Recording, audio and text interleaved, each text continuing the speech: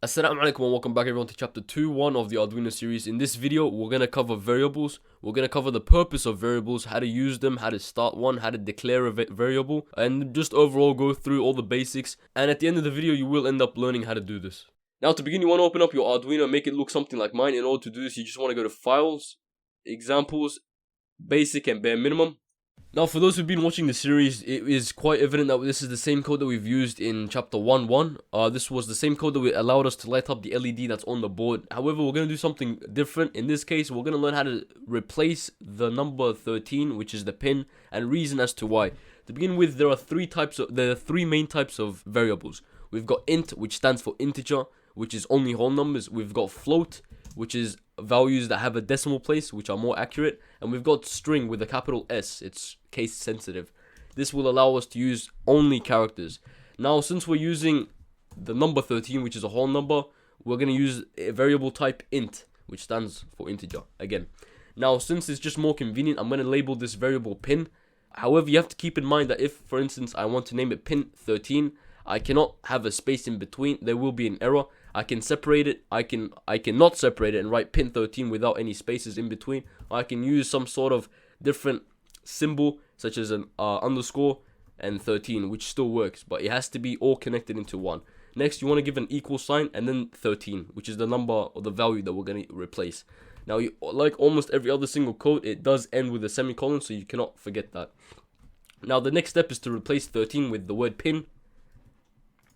Do the same with all. And you just want to double verify. Obviously, it's small code, so you don't really need this. Next, you want to connect your Arduino and then upload it. Make sure that the board and port are connected. Then you want to upload it. Now, if you've noticed, the LED on the board lit up. What I'm presenting to you are all the possible conditions that have to be met and the possible conditions that could occur when you've not done something correctly. So possible errors. To begin with, this is the first one that we've done. It's correct due to the fact that we've checked it and it meets the requirement. The value that we've linked to the variable is in fact an integer, which is what we've declared the variable as. Next, I want to show you what could happen if you add a decimal place to an integer variable. What the Arduino software will understand, it will register the 11, however, it will ignore the 0.5. So you will only receive 11 in your serial monitor. You will not see the decimal places. Next, you have float. Float is a little bit different, but however, follows the same format as integer. You can add decimal places as much as you want. However, your serial monitor will only round up to 2 decimal places. So my 5.5 will be rounded up to 5.6. Next, with strings, it's a little bit different and it's a little bit more specific.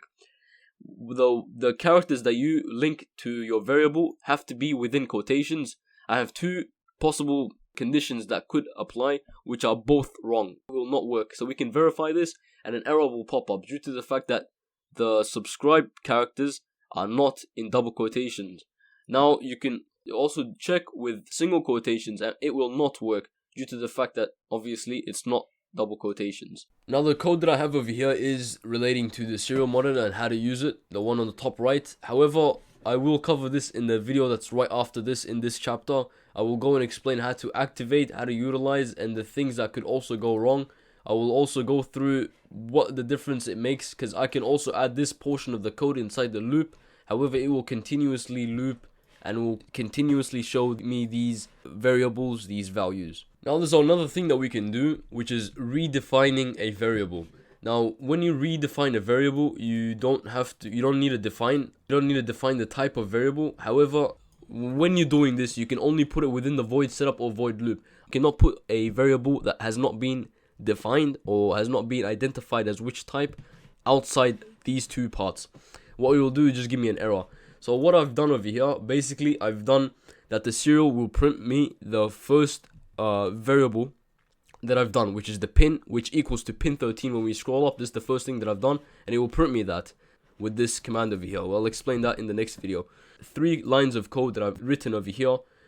It will allow me to redefine what pin, first pin, so redefine what pin is and change it from pin 13 to pin 12 while still transferring the information, in this case the number 13, to a different variable, in this case pin 1. So to begin with, I made that pin is equal to 13. After that, I've made another variable which I called it pin1 and made it equal to pin. So what this does, the Arduino now has two things stored. It has the variable pin stored, which is stored as 13, and it has the variable pin1, which is stored as equals to pin. When I come down and redefine what pin is, it goes back to its storage, it pulls out the variable pin and changes it, since I've redefined it, from 13 to 12, or whichever change that you perform. However, it still has the pin 1 stored as 13. Since the way the Arduino reads its code is line by line, this will allow me to redefine what pin is. Now if I go and upload it, and I go to my serial monitor, it will show me exactly what I've said. So the first time pin was 13, I've transferred that information to pin 1, and now I've changed it using the last code, which pin equals to 12. I've transferred and changed the variable pin is as pin equals to 12. Now this is how you redefine pins.